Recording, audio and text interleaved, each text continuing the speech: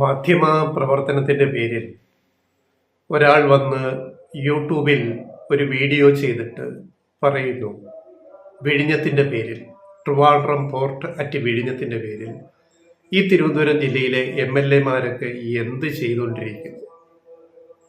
അതായത് ഈ MLA എന്ന് പറഞ്ഞാൽ അതിന് വേറൊരു അർത്ഥമുണ്ട്. ഞാനത് പണ്ട് കേട്ട് പഠിച്ചതാണ് സ്കൂളിൽ പഠിക്കുന്ന കാലത്ത്. MLA എന്ന് പറഞ്ഞാൽ മൗത്ത് ലുക്കിംഗ് ഏജന്റ് എന്ന് പറഞ്ഞാൽ വായി നോക്കികൾ. അപ്പൊ ഈ ദ്വയാർത്ഥ പ്രയോഗത്തിലൂടെ തിരുവനന്തപുരത്തെ MLA-മാരെല്ലാം വായി നോക്കികളാണെന്ന് ഒരാൾ യൂട്യൂബിൽ വന്നിരുന്ന് പറയുമ്പോൾ അതിൻ്റെ അർത്ഥം എന്താണ്? നേരിട്ടും ദ്വയാർത്ഥ പ്രയോഗത്തിലും പറയുന്നു. അതിന് താഴെ കമന്റ് ഇടുന്ന കുറെ പേർ അതിനെ ന്യായീകരിച്ച് അത് ആഘോഷിക്കുന്നു. അപ്പൊ ഈ വീഡിയോ വന്നിട്ട് ഒരു ദിവസം കഴിയുന്നു. ഇതിനെപ്പറ്റി വിഴിഞ്ഞത്തിന്റെ വികസനത്തിന്റെ പേരിൽ തിരുവനന്തപുരത്തുള്ളവരൊന്നും ചെയ്യുന്നില്ല, എല്ലാം കൊച്ചിയിലേക്ക് കൊണ്ടുപോകുന്നു എന്നുള്ള നിരന്തരം ചില വീഡിയോകൾ ചെയ്തുകൊണ്ടിരിക്കുന്ന യൂട്യൂബ് ചാനലാണ്.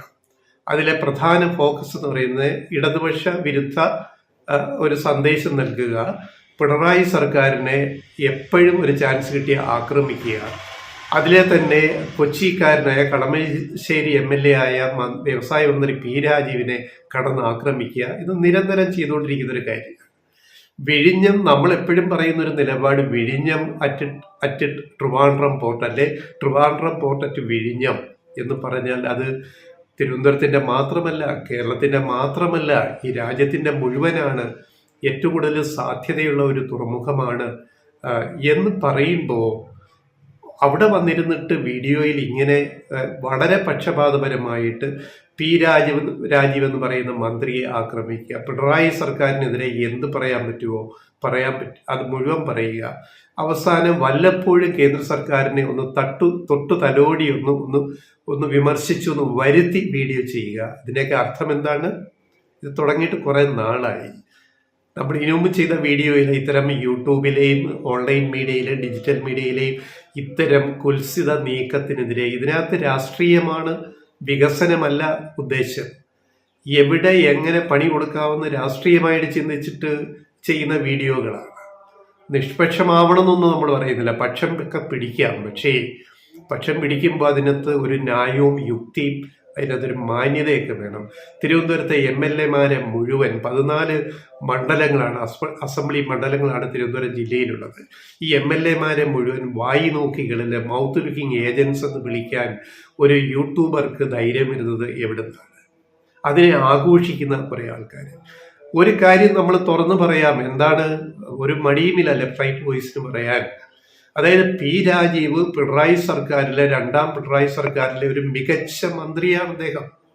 മികച്ച മന്ത്രിമാർ പലരും പിണറായി 2 സർക്കാരിലുണ്ട്, പിണറായി 2.0-യിലുണ്ട്. ആദ്യ സർക്കാർ പോലെ തന്നെ മികച്ച ഒരു സർക്കാരാണ് രണ്ടാമതും വന്നിരിക്കുന്നത്. അത്തരത്തിലല്ലാത്ത പ്രചാരണം കുറെ നടക്കുന്നുണ്ട്, നമുക്കറിയാം. P. രാജീവ് മികച്ചൊരു മന്ത്രിയാണ്. അദ്ദേഹം മുമ്പ് രാജ്യസഭ MP ആയിരുന്നപ്പം അദ്ദേഹത്തിന്റെ പെർഫോമൻസിനെ, അവിടുത്തെ പ്രകടനത്തെ ആ ചെയറിലിരുന്നവർ ഉൾപ്പെടെ, രാഷ്ട്രീയ പ്രതിയോഗികൾ ഉൾപ്പെടെ പ്രശംസിച്ചിട്ട് അവസാനം അദ്ദേഹം കാലാവധി തീർന്ന് അവിടുത്തെ യാത്രയപ്പ് നടത്തുമ്പോൾ അവിടെയും നടത്തിയ പ്രസംഗത്തിൽ പറഞ്ഞത് P. രാജീവിനെ പോലെ ഉള്ളവരെ രാജ്യസഭയിലേക്ക്, അല്ല ദേശീയ രാഷ്ട്രീയത്തിലേക്ക്, പാർലമെന്റിലേക്ക് കൊണ്ടുവരാൻ വീണ്ടും ആ പാർട്ടി ശ്രമിക്കണം എന്ന് എതിർപക്ഷത്തിരിക്കുന്നവർ പറയുന്ന ഒരു കാര്യമുണ്ട്.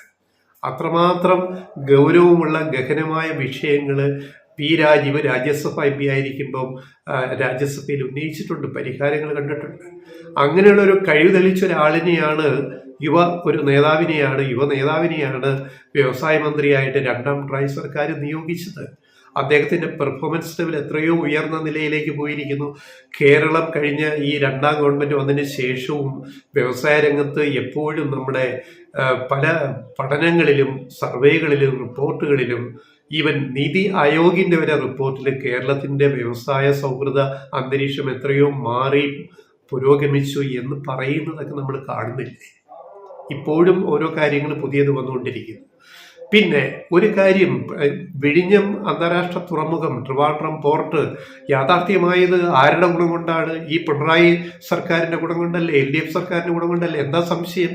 കേന്ദ്രം ഇതേവരെ 5 പൈസ മുടക്കിയിട്ടുണ്ടോ? തരാം എന്ന് പറഞ്ഞ് പിന്നെ വയലബിലിറ്റി ഗ്യാപ്പ് ഫണ്ടൊക്കെ അവസാനം ലോണാക്കിയില്ലേ? എന്ത് തന്നു കേന്ദ്രം കേരളത്തിന്? വിഴിഞ്ഞം തുറമുഖത്തിന്. വിഴിഞ്ഞം തുറമുഖം കേരളത്തിന്റെ മാത്രമാണോ? ഇത് കേന്ദ്രത്തിന്റെ കൂടിയല്ലേ? ഏഷ്യയുടെ ഗേറ്റ് വേ അല്ലേ? ഏഷ്യയിലെ ഏറ്റവും വലിയ ട്രാൻസ്ഷിപ്മെന്റ് തുറമുഖമാകാൻ കഴിയുന്ന വിഴിഞ്ഞത്തിന് എല്ലാ സപ്പോർട്ടും ചെയ്യേണ്ട കേന്ദ്ര സർക്കാർ എന്ത് ചെയ്തു? എന്നിട്ട് നിരന്തരം പിണറായി സർക്കാരിനെ വിമർശിക്കുക, പി രാജീവിനെ ആക്രമിക്കുക. എന്നിട്ട് അവസാനം ഇപ്പൊ തിരുവനന്തപുരത്തെ കുറെ MLA-മാരെ പിടിച്ചിട്ട് MLA-മാരെല്ലാം വായി നോക്കികളാണ്, മൗത്ത് ലുക്കിംഗ് ഏജൻസ് ആണെന്നൊക്കെ പറയുന്നത്. ഇതാണോ ശരിയായ മാധ്യമ പ്രവർത്തനം എന്നുള്ളത് ഈ വീഡിയോ കാണുന്നവരും അതിനോട് പ്രതികരിക്കുന്ന രീതിയും കാണുമ്പോൾ നമ്മൾ ചോദിച്ചു പോവുകയാണ്. ഇനി ഈ MLA-മാര്, ഇതിൽ 14 MLA-മാരിൽ ഒരാൾ മാത്രമേ ഉള്ളൂ UDF, കോവളം. അത് LDF-ന്റെ കയ്യിലിരിപ്പ് കൊണ്ട് LDF-ന് നഷ്ടപ്പെട്ടു പോയൊരു മണ്ഡലമാണ് കഴിഞ്ഞ നിയമസഭാ തെരഞ്ഞെടുപ്പിലെ കോവളം. വിൻസെന്റ് അവിടുത്തെ UDF-ന്റെ കോൺഗ്രസ് MLA. ആ മണ്ഡലവും LDF-ന് നല്ലൊരു സ്ഥാനാർത്ഥിയെ നിർത്തിയാൽ കിട്ടുമായിരുന്നതാണ്. അപ്പോൾ 14 സീറ്റിൽ 13 സീറ്റിൽ LDF ജയിച്ച തിരുവനന്തപുരം ജില്ല.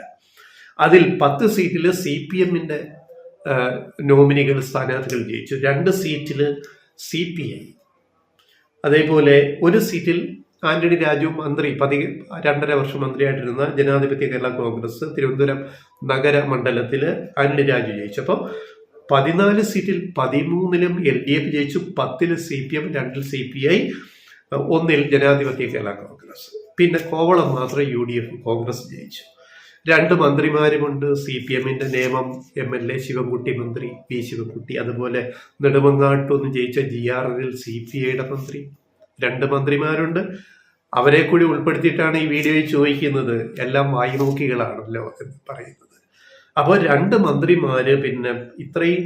അപ്പൊ പ്രധാന ആക്രമണം CPM MLA-മാർ, CPIM MLA-മാർക്കെതിരെയാണ്. നിങ്ങൾ എന്ത് ചെയ്യുന്നു എന്ന്. അവര് പലതും ചെയ്യുന്നുണ്ട്, അവര് കഴിവുറ്റവരാണ്. എന്താ, വട്ടിയൂർക്കാവിൽ VK പ്രശാന്ത് മോശമാണോ? കാട്ടാക്കട IB സതീഷ് മോശമാണോ? കഴക്കൂട്ടത്ത് കടകംപള്ളി സുരേന്ദ്രൻ മോശമാണോ? കഴിവില്ലാത്തവരാണോ? ഓരോരുത്തരെ എണ്ണി പറയാൻ ലിസ്റ്റ് നീണ്ടുപോകും പറഞ്ഞു വരുമ്പോൾ. അതുകൊണ്ട് ഞങ്ങൾ കൂടുതൽ എല്ലാവരെയും പറ്റി പറയുന്നില്ല. വി ശിവൻകുട്ടി മോശമാണോ? കേരളത്തിന്റെ വിദ്യാഭ്യാസ മന്ത്രിമാരിൽ ഇത്രയും മികവ് തെളിയിച്ച അപൂർവ മന്ത്രിമാരിൽ ഒരാളായിട്ട് വി ശിവൻകുട്ടി മാറിക്കഴിഞ്ഞിരിക്കുന്നു. ഇപ്പോഴത്തെ സ്കൂൾ കലാമേള, ഏഷ്യയിലെ ഏറ്റവും വലിയ കലാ ഉത്സവം, കലാമാമാങ്കം തിരുവനന്തപുരത്ത് നടക്കുന്നു. കുറച്ച് മാസങ്ങൾക്ക് മുമ്പ് കൊച്ചിയിലെ സ്കൂൾ കായികമേളാണെന്നൊക്കെ എത്ര മനോഹരമായിട്ട് നടത്തിയിരിക്കുന്നു. സ്കൂളുകളുടെ നിലവാരം എത്രയോ വർദ്ധിപ്പിച്ചു. സർക്കാർ സ്കൂളുകളുടെ മികച്ച വിദ്യാഭ്യാസ മന്ത്രിയാണെന്ന് വി ശിവൻകുട്ടി തെളിയിച്ചിട്ടില്ലേ ഇതിനകം ഈ 2ാം പിണറായി സർക്കാരിലെ? അതുപോലെ മികച്ച MLA ആയിട്ട് എത്രയോ പേരുണ്ട് തിരുവനന്തപുരത്ത്. ഇതൊക്കെ കണ്ടിട്ടും അതിനെപ്പറ്റിയൊന്നും പറയാതെ ഇങ്ങനെ ആക്ഷേപിക്കുക. MLA എന്ന് പറഞ്ഞ മൗത്ത് ലുക്കിംഗ് ഏജൻസ് എന്ന് പറഞ്ഞ് ഇവരെ ആക്ഷേപിക്കുക, ദ്വയാർത്ഥ പ്രയോഗം നടത്തുക.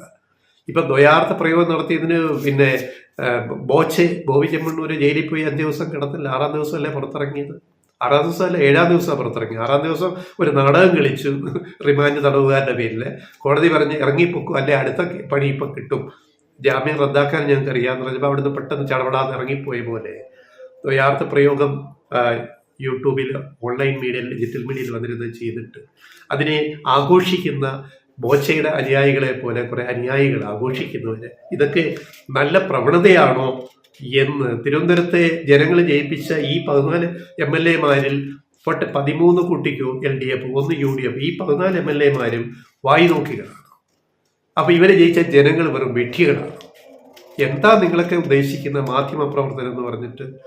ജനങ്ങളുടെ പിന്തുണ നേടി ജനങ്ങളുടെ സമ്മതം വാങ്ങി ജയിച്ചു വന്നവരാണ് നല്ല മികച്ച ഭൂരിപക്ഷത്തിൽ ഇവർ മിക്കവരും. അവരെ ആക്ഷേപിക്കുക വന്നിരുന്ന് ഒരു യൂട്യൂബ് ചാനലും ഉണ്ടെന്ന് പറഞ്ഞാൽ മൗത്ത് ലുക്കിംഗ് ഏജൻസ് MLA എന്ന് പറഞ്ഞ് ആക്ഷേപിക്കുന്നത്. ഇതാണോ മാധ്യമ പ്രവർത്തനം? വിഴിഞ്ഞത്തിന്റെ പേരിൽ ഞങ്ങൾ എത്രയോ വീഡിയോ ചെയ്തിരിക്കുന്നു. ഞങ്ങൾക്ക് അതിനകത്തൊരു കാഴ്ചപ്പാടുണ്ട്. അല്ലാതെ ഞങ്ങൾ അന്ധമായിട്ട് ആരെയും ആക്രമിക്കാറില്ല, അന്ധമായിട്ട് ആരെയും കുറ്റപ്പെടുത്താറില്ല. കേന്ദ്രം ഒരു ചുക്കം ചെയ്തില്ല എന്ന് ഞങ്ങൾ അന്നും ഇന്നും എന്നും പറയും. ഇതുവരെയും ചെയ്തിട്ടില്ലല്ലോ. ഇത് യാഥാർത്ഥ്യമായത് പിണറായി സർക്കാർ ഉള്ളതുകൊണ്ടല്ലേ വിഴിഞ്ഞം യാഥാർത്ഥ്യമായത്? ഇതെല്ലാം മറന്നുകൊണ്ട് മുട്ടിന് പിണറായി സർക്കാരിനെയും പി രാജുവിനെ പോലുള്ള മികച്ച മന്ത്രിമാരെ, അല്ലെ വി ശിവൻകുട്ടിയെ പോലുള്ളവരെയൊക്കെ മന്ത്രിമാരെയൊക്കെ ആക്രമിക്കുക അടിസ്ഥാനരഹിതമായിട്ട്. ഇതാണോ നല്ല രീതി എന്ന് അവരവർ സ്വയം ചോദിക്കുന്നത് അവർക്ക് നന്നായിരിക്കും. ബോച്ചയുടെ ഒരു ഗതി മറ്റാർക്കും ഇരിക്കട്ടെ. ദ്വയാർത്ഥ പ്രയോഗവും ഇങ്ങനെയൊക്കെയുള്ള പ്രയോഗങ്ങൾ ഒരു സംസ്കാരമുള്ളവർക്ക് ചെയ്യാവുന്ന ഒരു രീതിയല്ല എന്ന് മാത്രമേ ഞങ്ങൾക്ക്